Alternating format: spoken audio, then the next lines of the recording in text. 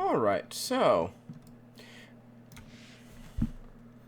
remember the only requirement for this assignment is that you render it out with an ambient occlusion material attached to everything and tweak it and just give those renders. But for those of you who are in Art 86, or if you're wanting to like really have a really nice render and get into some lighting for extra credit, then this is the way of getting virtual sunlight to illuminate your room. But first we have to set it up. Okay, so first I need to make sure that my lighting is going to be able to come through the windows. Now in this particular room that I modeled, the windows are planes with a few divisions on them. Okay. In your room, it might be like, oh, let's say this was a skylight. It might just be this face right here that would actually be the skylight. And so if that's the case, then you would assign the material we're about to make just to the object itself. That would actually be glass, okay? So I'm going to do it like this. So, and then I'll show you that.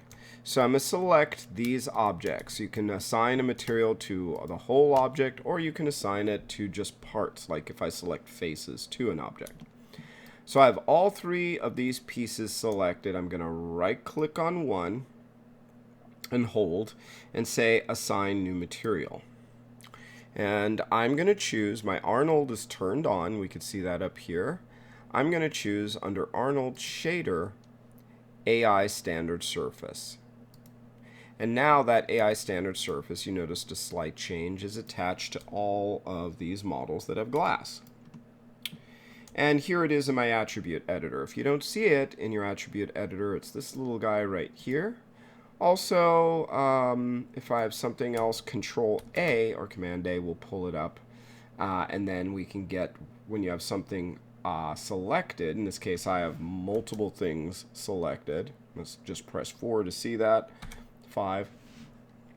And then I can go to my material, which is the AI standard surface. I will call that AI glass matte for glass material. And I'm just going to change the preset of that. Go to glass and replace. And now you could see they turn black. They didn't really turn black, they turned transparent. All right. Now, I would do this like for an object here, which has, it actually has a surface. Like this one's combined, so if I right click and go to face mode, you see I have just the top.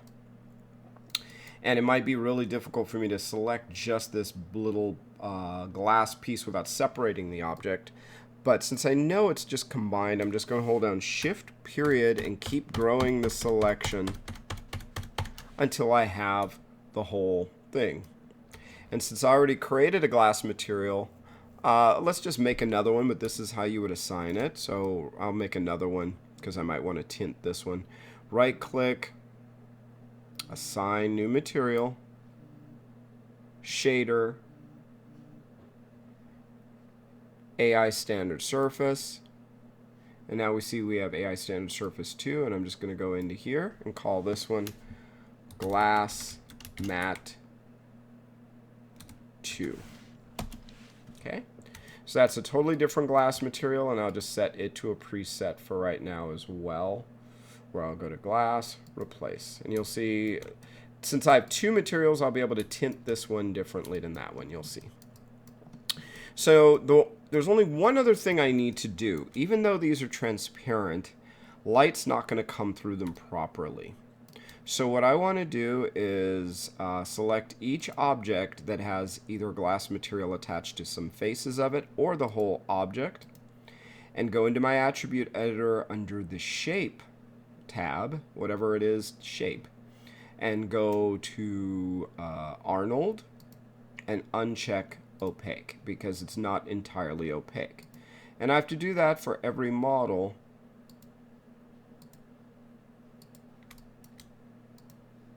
that is going to have that. Okay. So now I've got all those set. I've got this in, and now I have to set up my lighting on the outside. So that's basically the next step.